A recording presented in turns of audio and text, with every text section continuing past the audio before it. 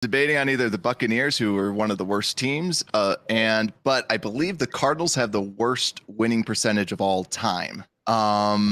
Let's go Cardinals. The whatever they are, Cardinals. I can't remember what damn city they're in.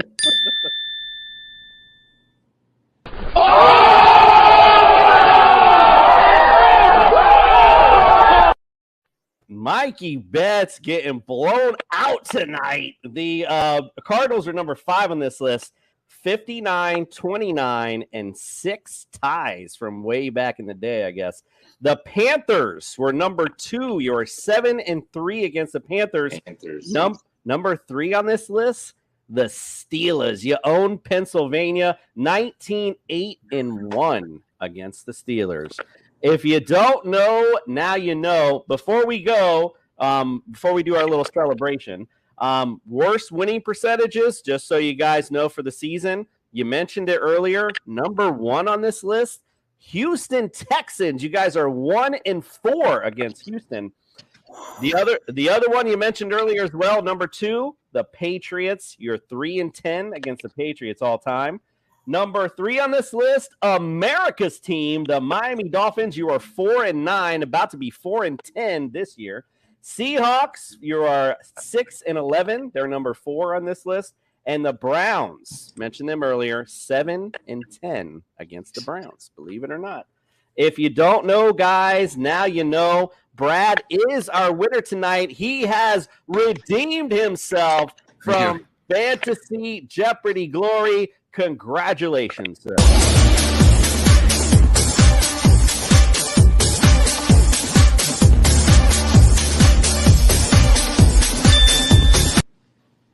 And Mikey, you know what comes from losers on our show, because I believe you've been one before. So no, I've never been a loser. What happens with losers? Well, you're going to find out. Well, tonight, you're about to be one. Great.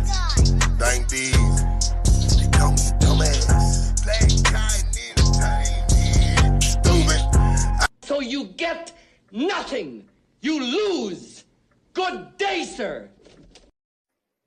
Good game, guys. That was, listen, not for nothing. That one question stumps all the fans because nobody really knows your records. But hey, now you know. So you go into the season, you meet the guy at the bar, you can tell them you own their ass. All right, we're going to take a quick break.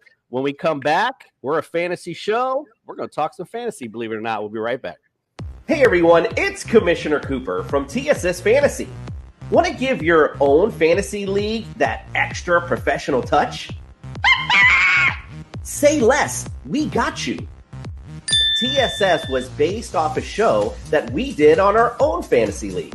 Night, sorry, and now possible grateful. You're on your way.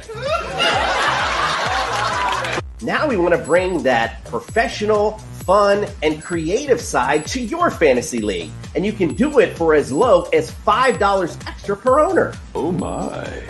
I will guarantee it will increase your interactions within the league, create more fun, friendly banter,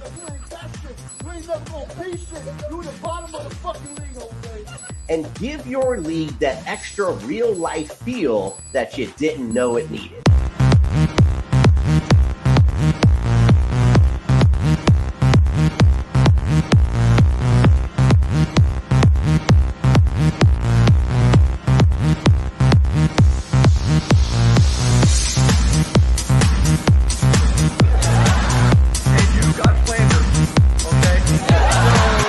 We look forward to interacting with you and your league soon. Don't forget TSSFantasy.com. Go visit it today. Get signed up. We are the fantasy show of the people.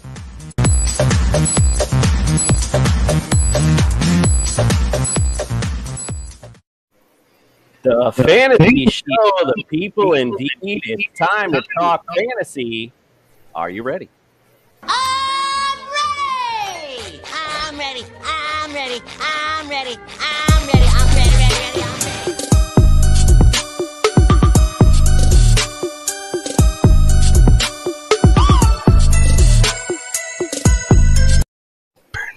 Starting with the QB position, Justin Fields, last year, 12 games. Doc alluded to it earlier with the rib injuries and a couple of injuries kept him out, COVID as well. Ended up the 31st QB.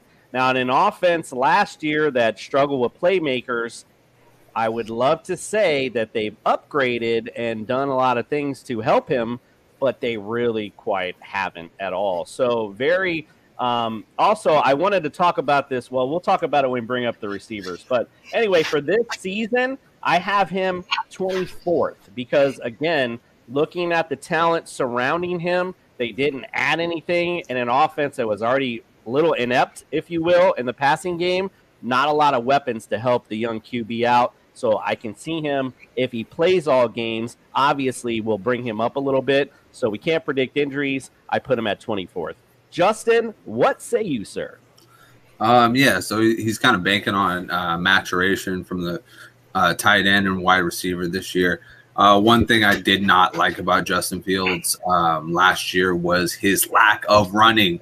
What is the point of being the fastest quarterback recorded out there, because Lamar Jackson didn't run his 40, if you are not going to run the ball? He is terrible at deciding when to run the ball.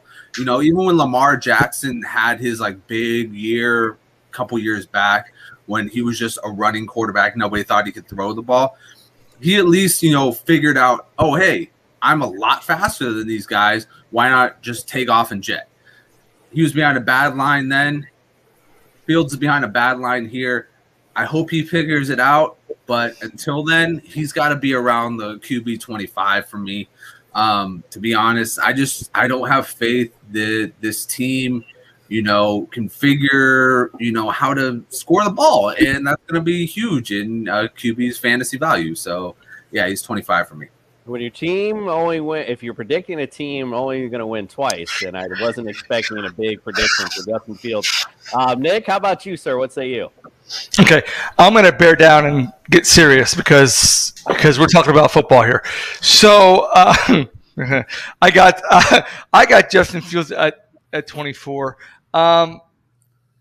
Justin, to answer your question, the reason why he didn't run so much is because it's kind of hard to run when you're lying flat on your back.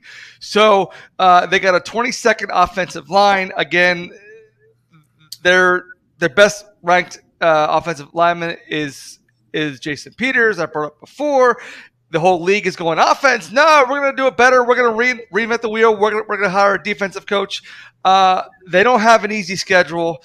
They didn't bring in any help for him anyway. You know, your best receiver is Mooney, but we're going to into that in a minute. Again, I have him at 22. He will run when he has time to run. Put it that way. Let's go to Mikey Betts on this one because the janitor is about to take something from the closet that he's in. Mike, what do you say about this one? You're on mute. God damn. Wow. There we go. Perfect. Got the Nike boxes back there. On over here. Anyways, I think he's probably going to go 21. To be honest, that's what I have him at here. He fumbles the ball way too much. It's if he could learn how to get past that, maybe he could move up, but not with this line, not with this team, not when Mooney's your best guy. And I'm tired of Bears fans acting like Mooney's the next best thing since sliced bread. He's just, I don't know. I haven't seen it. So, yeah, I don't know. And I'm not going to bank on maturation when it's never worked for the Bears. So how am I supposed to believe him this time? So I don't have him ranked too high. 21 is probably the highest one I'm going to hear that who's going to rank it. That's because I'm a Bears fan. Brad, are you like Mike and pretty much done with the boy who cried wolf story? See, for me, I'm looking at a ranking right now of quarterbacks, and the way that I play it is there's already good 10, good 12 quarterbacks out there. And I feel confident that you can get somebody like that is going to give you points. And why not swing for a fence with the Justin Fields? Is Daniel Jones going to win your league? No. Is Kirk Cousins no, he's not going to. Is Deshaun Watson even going to play? That's so to me, I think you guys got the rankings, but to me, I would take him as a backup quarterback because to me, I think he's either going to be like bottom 10 or he's going to be top 10, where can he put this stuff together? But the hardest part, you guys talked about it, he is a pocket passer with incredible speed. He's not going to run first, and that's part of what he does. And so I think that he can give you some of the points that you need.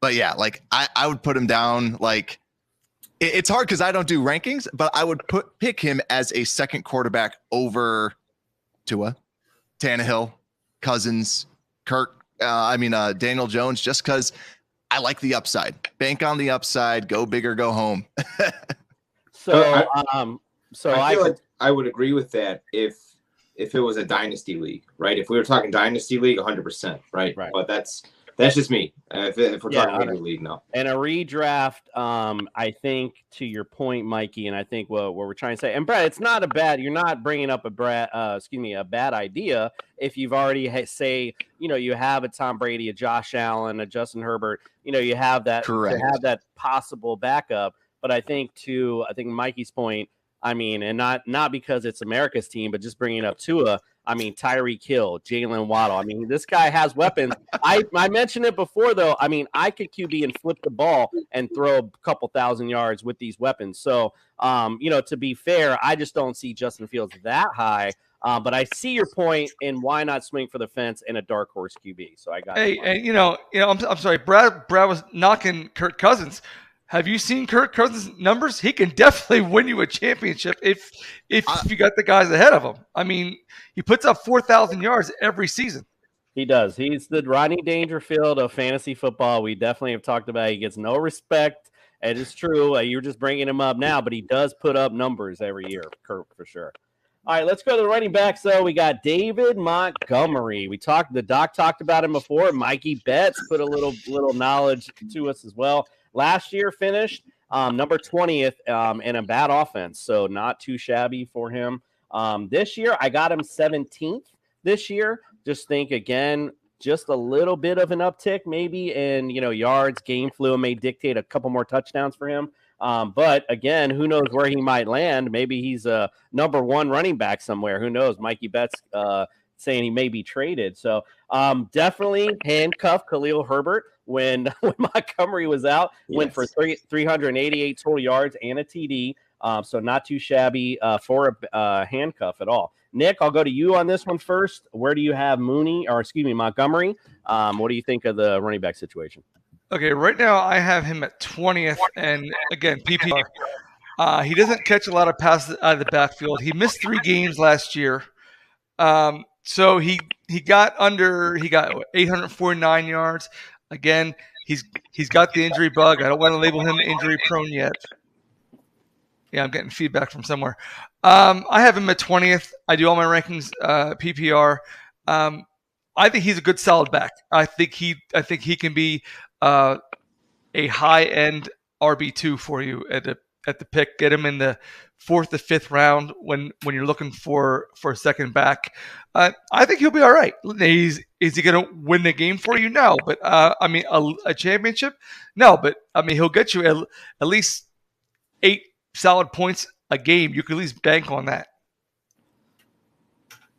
Banking on 8 solid points a game is solid fantasy advice, Nick. Justin, what say you, sir? So I love the analysis that Mikey was bringing because I was thinking the exact same thing, that they would trade him. But my biggest problem with them trading him is who the hell wants to take on him right now and give up draft capital? Because you're going to have to give up at least a 3rd or a 2nd round pick to get him. Nobody wants to give that up. Everybody who's going to be playing for something right now has their running back. He's not going to go to Houston for a 2nd round pick. Houston's just not going to make that deal. So when I look at this, I look at it as a situation, 100% go draft Khalil Herbert right now while he is a dynasty value, while he is a absolute value, absolute steal.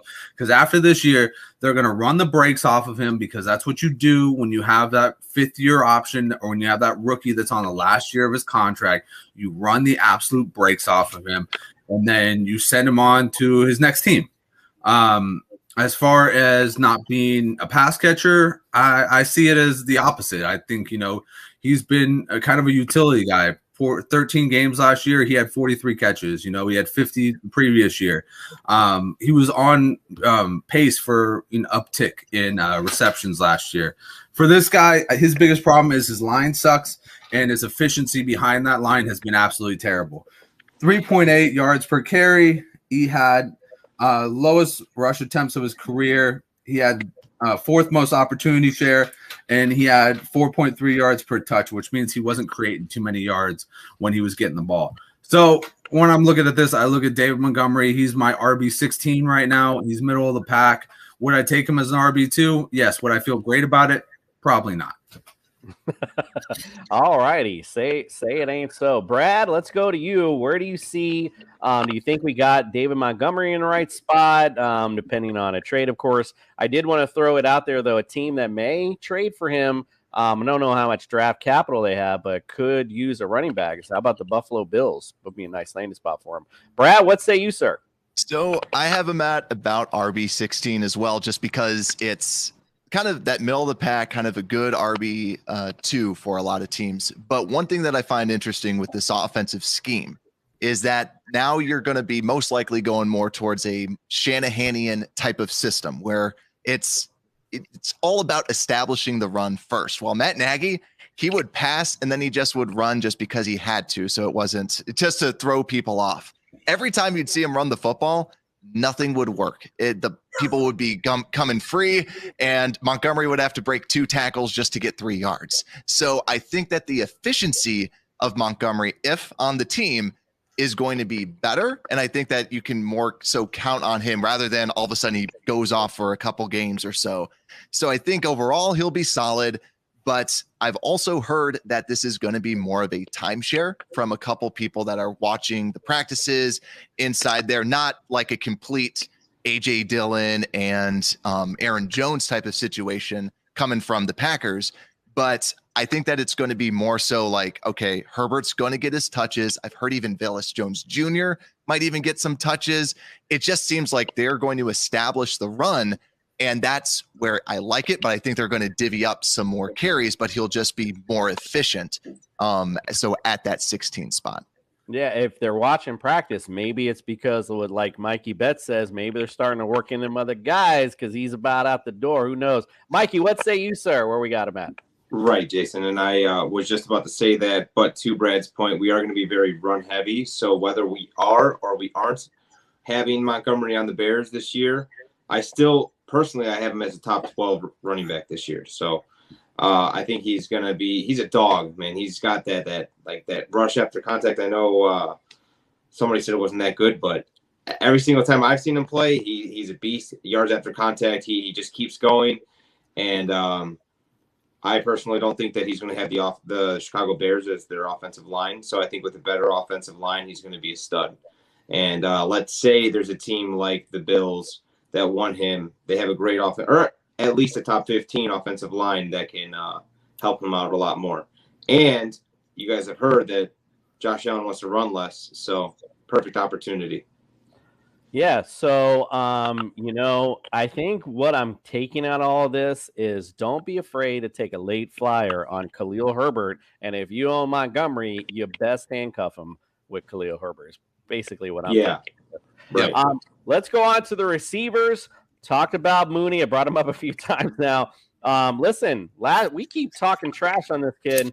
2021, and we've talked about how bad the offense was. Number 22 ranked receiver. Not too bad in an offense that really struggled, this year or last year, excuse me.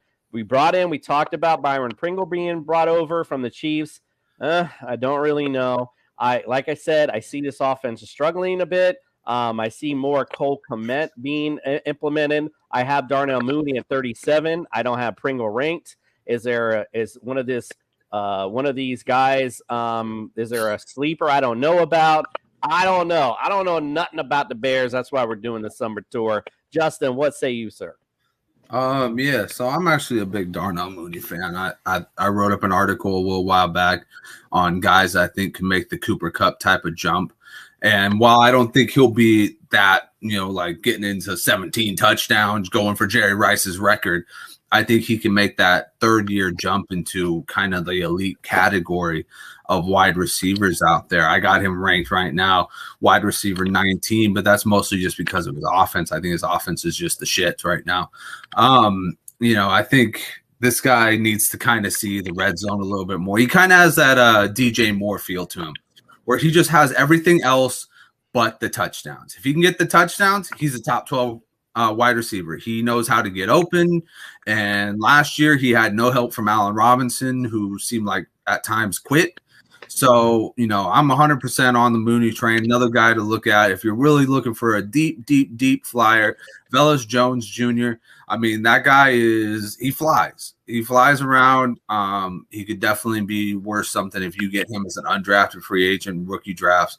He could definitely be worth something on your team, even if it's for like a year or two. I mean, if you get a year or two of good production out of him, then you've already made up for the 4th round pick or the undrafted free agent you took on him. Nick, what say you, sir? I got Mooney at 38 this year. Last year, like I said, he barely went over 1,000 yards, only had 4 touchdowns. Biggest problem with Mooney's game is that the fact that he plays for the Bears.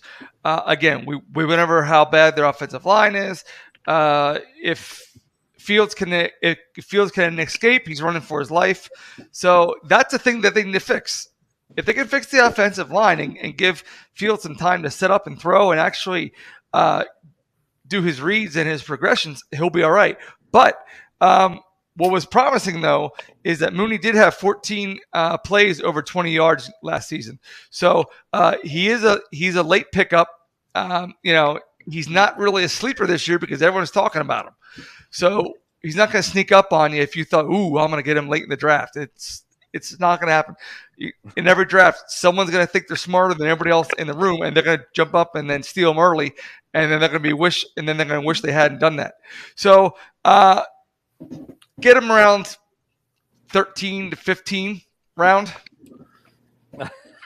Okay. There's usually about 16 rounds, so I don't know how that's not a late round steal. Brad, go to you, sir. What do you say? Do you think we got him ranked in the right spot?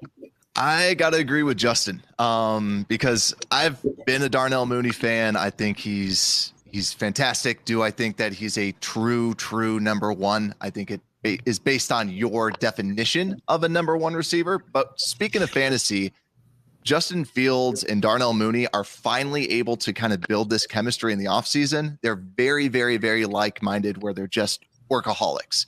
There's stories coming out that they're staying after practice longer than anybody else. They are working through the playbooks. They're doing all sorts of stuff. Like, they are workaholics. And now you finally have chemistry with someone. He wants someone that can just catch the ball. He's going to be feeding Darnell Mooney. Darnell Mooney, look at highlight reels. Even though he's small and skinny, he's still able to jump up and get some catches. But defenses can be saying, hey, if we just double this guy, then they have to beat us with the entire defense. That's the only thing that I'm kind of nervous about from a fantasy perspective is he going to be doubled all the time?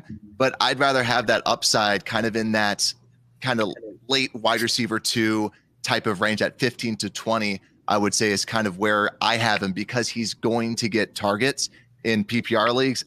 He's going to be fed the ball because of the chemistry between him and Fields. And also, you want me to, I can go through also Pringle, late round, potentially. I don't love it, but is someone at the very, very end. But yeah, Velus Jones Jr., think about him as like a Tariq Cohen in his first year, Cordero Patterson in his first year. It sounds like he's going to be leveraged as a weapon and kind of as a little chess piece. So probably relevant, but maybe someone that you might not start type of thing. Mikey, what say you, sir, on the receivers? So I have Darnell Mooney at about 20 to 25. I agree with Nick as to it's Darnell Mooney. A lot of people are hyping him up. I do like him a lot. Like, I like him a lot. But would I like him a lot if he wasn't a Bear? Probably not. I probably wouldn't even be paying attention to him. So I don't know. He can't. I don't think, to Justin's point or to Brad's point as well, I don't know if he could be the solid number one. But he will be getting a lot of catches, a lot of looks at him. Will he get a lot of touchdowns? I don't know, because I hear Cole Kmet is going to have a good year, but that's tight end, so we'll talk about tight ends later. Yeah, well, that's where we're a good segue, sir. The master of the segue, going on to Cole Clement. Cole Clement, I can even say his name right. 2021 last year, we talked again about the struggling offense, number 22 in tight ends. So it is what it is. This year, I keep hearing the hype. I'm just not sold, quite frankly. So I'm just moving him up a little bit, going to 19th is where I see him. Justin, my polydipsia suffering friend, what say you? Yeah, so Cole Kmet, he's an interesting guy. I mean, the guy didn't see the end zone last year. That kind of always, it's one of those things where everybody will be like, oh, well, the touchdown regression is going to be amazing because he's going to see the end zone. I mean, if he didn't see the end zone last year, what makes me think he's going to get 10 this year? So a couple things that I went through his stat sheets that I really liked. He was 5th in slot snaps for tight ends, and he's a big guy, so that's why I kind of like to see. I like to see a 6'4" guy coming across the middle, taking on a middle linebacker. I'm cool with that. He had 17% target share, only 3 drops last year. But like I said, the red zone touches, he needs to get the ball. You need to target this man. He is 6'4". You can find him easily. Darnell Mooney gets shadowed by this guy. Like, he is a big old tree. Go find this guy. He was amazing at Notre Dame. It was somebody I called out as a breakout last year and was made to look like a fool. But this year, I don't know if he's going to break out, but I think that he's definitely worth a late flyer, especially if you're doing best ball leagues. He could definitely have a couple big weeks. Nick, what say you, sir, on Mr. Commit?